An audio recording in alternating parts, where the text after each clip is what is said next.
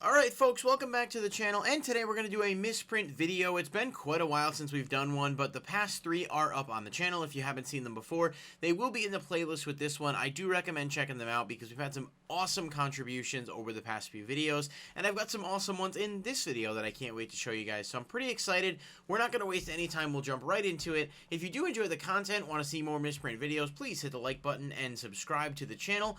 Get notified whenever new videos are posted, and we do try to post one at least once a month in terms of the misprint series to showcase new stuff from members of the misprint community who are really passionate about it and honestly are just some great people with a wealth of knowledge. So yeah, if you do enjoy, please like and subscribe. It does help me to continue producing these videos and to continue the community outreach.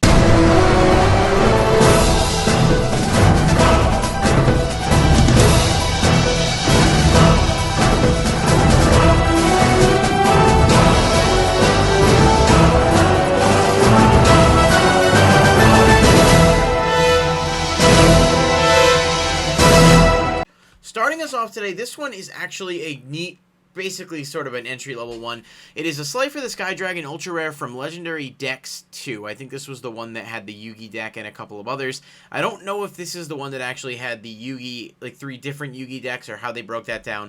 But needless to say, it's an obvious name shift. This one was pretty cool. It was up for sale on eBay. It had a bid on it when I was looking at it. I think it was somewhere around $40 to $50. It's not a drastic misprint. I mean, it's a cool shift for sure, but it's not the hardest card to get non-misprinted, which does impact the value. But I thought it was neat, and we'd start off taking a look at that one. I'd like to see some other Egyptian God misprints if people have them. I've actually put out a call for misprints for an upcoming video, and one of the things I thought it'd be cool to see is if we could find any examples of any Egyptian God misprints that are, you know, really cool or a little bit more refined, noticeable than this one, but this is still a pretty sweet start. Next one is a little bit cooler just because these ultis always end up looking great. Same seller on eBay. This is a Cards for Black Feathers Ultimate Rare. It is foil shifted dramatically. If you see the top right where the attribute is, you can see that the attribute symbol is significantly out of the card, and of course the picture itself is shifted as well. This is a beautiful card just in regular English with no issues, and it looks awesome and really unique with the misprint going on here. This one was a lot more expensive. I think it was upwards of $100, but again, misprint prices really determine a few things: how competitive the card is, how rare the card is, and what someone's willing to pay for it, and that last one's really the most important factor in determining the prices on this stuff. So if you are the type of person that collects misprints, this was still available on eBay, I believe, on a bid, and it may be up. I don't know whether or not it will have sold or anything by the time this video is posted. Next one is another one I found on eBay. This is part of the DB2 series. There's actually a decent amount of these cards that are in that set that are rare, that have the card with a different name. I'm guessing they were all part of a similar production line. I'm not sure exactly what caused that to happen, but we've shown similar examples in previous videos. This is a Legendary Fisherman with Reinforcement of the Army as its name. That's kind of neat, and I honestly always think Legendary Fisherman is just a cool card that doesn't get enough love. It's obviously not good from a competitive standpoint, but it's one of my favorite original cards, and someday I'd like to see him get like an actual archetype that makes him playable versus just retrains that are only slightly better than he is. But pretty cool card, Reinforcement of the Army, different name on Legendary Fisherman, and this is definitely a neat one. I don't know what this was actually selling for on eBay because I think the seller was asking like an exorbitantly high price of a couple $100, and I would be willing to bet that these are probably closer to the $75 to $100 range. But again, it really depends on how many there are and how many people actually want them. This first one here, or next one here rather, is submitted to us by a member of the YuGiOh Misprint group on Facebook. I have gone ahead and put all of the credits on the pictures themselves just because as I'm going through recording this, I don't have a full list of names. So they are all credited either by name or an Instagram handle if they provided one. If you're watching this video now and you recognize one of your misprints in it and you didn't give me an Instagram at the time or a Twitter or whatever you wanted to shout out, feel free to drop a comment down below and I'll add it to the description. I do try to ask for the Instagram shout outs early so that I can get them all edited into the video, but sometimes people don't post one and I don't always have access to that information. So I'm happy to give the additional credit and promotion, you know, if you can provide me with the necessary info. But this Dark Magician is absolutely insane. If you take a look, you can see the very obvious foil shift, but it looks like the card itself is shifted a bit too. He's kind of popping off the card, giving it an almost 3D effect. I've seen some people on Reddit have created like 3D cards where you take multiple copies of a card and you create like a shadow box image. This is actually doing this just on its own, And this is a first ed Ultra Dark Magician with the best art, in my opinion. So this one is super, super cool. Really wanted to showcase this, but the shifting of the foil just gives it such a unique look, and it's really awesome. It's an awesome shadow effect created by this. No idea what the value of this card is, but I have to imagine that the seller probably is not intending to move it. That being said, I would be very surprised if there hadn't been offers, you know, one way or another, because this is truly a really, really beautiful piece. This next one here is insane, literally. Like, I know I throw the term around a lot when we do these videos. This is a Duelist Revolution, Ally of Justice Cyclone creator. However, it is a misprint in the sense that it is 2 cards in one. This is about the size of a regular card. What you'll notice, though, is the top card is in English. It says, select one monster that was destroyed by battle and sent to your graveyard this turn. Special summon it. I'm not sure what card that actually is, but it does look like a trap. The Ally of Justice himself, though, from D-Rev, is in Spanish. So there is a half English, half Spanish card. I don't even know how that happens because as far as I understand, they're printed on separate production lines. So you wouldn't typically see a sheet that has English and Spanish cards on it. I may be wrong, but that's my understanding of the process. That trap might be Miracle's Wake now that I think about it because it's a secret from D-Rev, so that would make the most sense. This is just a really cool one-of-a-kind. I have not seen any others like this. If you have others like this, please feel free to get in contact with me and I'll feature them in future videos because this is just an insane misprint that I can't even figure out how that would have happened because you would think that these two things would be in completely separate places, but this is a beautiful one. No idea what the value would be on this. It is truly one of a kind, and I would imagine that the seller probably has not really looked to move it, but you never know. Some people pick these up and move them. Most people, though, from my experience, pick these up because they're passionate about collecting misprints and like to have grails like this in their collection. Next one, just some random cards from Dark Crisis. These are, well, not all from Dark Crisis, I should clarify. The Desrook Archfiend is from Dark Crisis. The other ones are from Invasion of Chaos.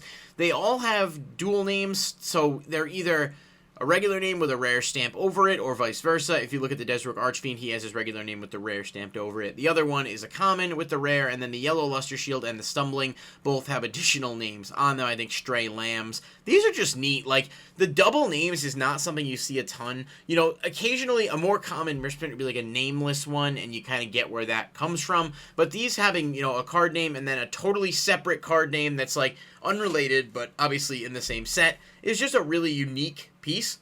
And I don't know how frequently these come up and if these are, you know, the only ones that people are aware of in terms of, is there another Desrook Archfiend with Mephist as a stamp? Is there another Desrook Archfiend with a different rare as the stamp? That's kind of something that would be cool to look into, but some people may have these misprints and not even know, or may not even be part of any online community where they're sharing that information, and obviously these types of things as they come out will always be cool information.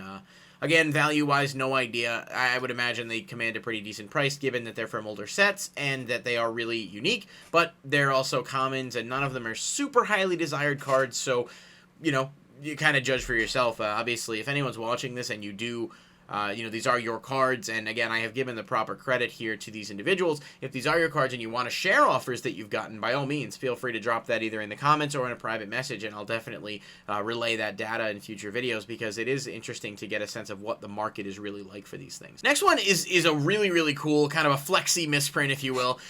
This one is an Exodia the Forbidden One, Ultra Rare LOB. It is unlimited. A quick look makes me think it is original unlimited, though. I don't think it's one of the reprint packs. Not 100% sure on that, but the fact that it says an automatic victory can be declared by the player whose hand contains this card together with the left, right of the Forbidden One. I don't know if they updated that text. I think they did, but this Exodia is awesome. The name is not fully on the card. It's not only shifted, but slanted and partially cut off, so this is an insanely unique piece. I have never seen an Exodia quite like this. We did have 2 people post their Exodia misprints. Both were pretty similar. I elected to only go with one in this video just to kind of diversify the content, but I would happily showcase that other one in a future video. This is awesome. If it was first ed, I could imagine the value would be probably, who knows, I gotta imagine at least 4 figures, if not more.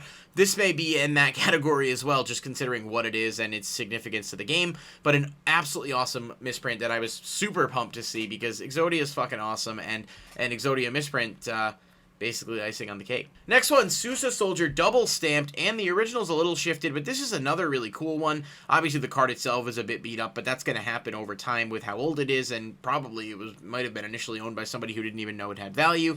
This one is really cool, just with the double stamp. You don't see that too often, and when you do, they're usually very close to one another, such that it's almost hard to distinguish them. This is quite clearly fully stamped in 2 separate places, and that is just an awesome misprint. Again, no idea on value on this one. Obviously, the card itself is not anything that's a hot commodity, but the misprint, the nature of it, plus the old, you know, nature of the card being from, what, 2004, I think, 2003, whenever Labyrinth of Nightmare came out, there's a lot of things that would go into this probably being a pretty expensive grail, and I know the person who owns it is super proud of it, so I can't speak to whether or not there's been any offers. Sure, it's a possibility. Definitely one I would like to own, or any double stamp, to be totally honest with you. This one is crazy. This Utopia Ray, the person that submitted didn't give me a full picture of the card. I just don't know if he didn't have any handy, but this was the best I could get with a photo that at least shows the misprints. You can see the foil shift, but also foils on there, so it's like a double stamp, but then it looks like it might be a triple stamp because you see the level stars 3 times. I'm not sure what was going on with this one. It is a whole kind of a hot mess in all the right ways, just with an awesome pop of the way the ultimate stands out. It looks like it's triple layered, not really sure, but you can look at this card just over and over again and find different things that are misprint about it, from the top right hand corner to the bar in the left to, like I said, the level stars and the shifting. Utopia Ray Ultimate Rare is a gorgeous card that's actually worth a lot of money just on its own because of what it is, how old it is, the fact that it, you know, is an iconic card from the anime, what have you. I gotta imagine this card is well over $1,000. I'm just estimating based on my limited knowledge of the misprint market, what I've seen sales, and information I've collected from other people, but this is one of my favorite misprints that's come across the table so far, and definitely one I would like to be able to see in person at some point, or to see some additional pictures of at the very least, because this is a super, super cool misprint.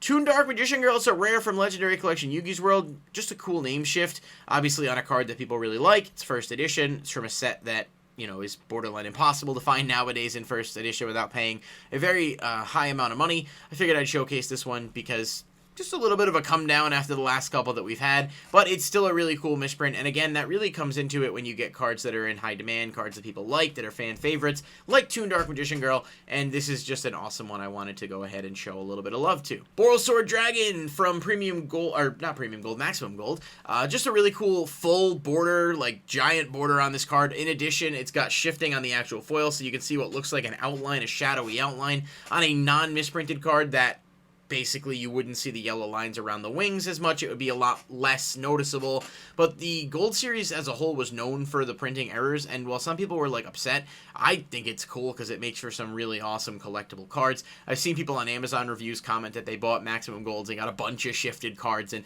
just looking at eBay prices and stuff when that first came out, there were cards like Nibiru, Pleiades, and stuff that were misprinted even more than this, that were selling for really, really high amounts, 50 to 100 times their current price based on what I saw. And that is just, I mean, first of all, like, if you don't care about misprints, that's still pretty cool to pull something like that you can move and make a pretty penny. And if you do care, like, it's awesome to have some more accessible, refined, unique misprints, however you want to look at it. But this Boral Sword is cool. We've showcased the Premium Gold ones before. I'll showcase them again when they come up. And I someday hope to pull one, because you can still find Maximum Gold from time to time, and it's a decent set, all things considered.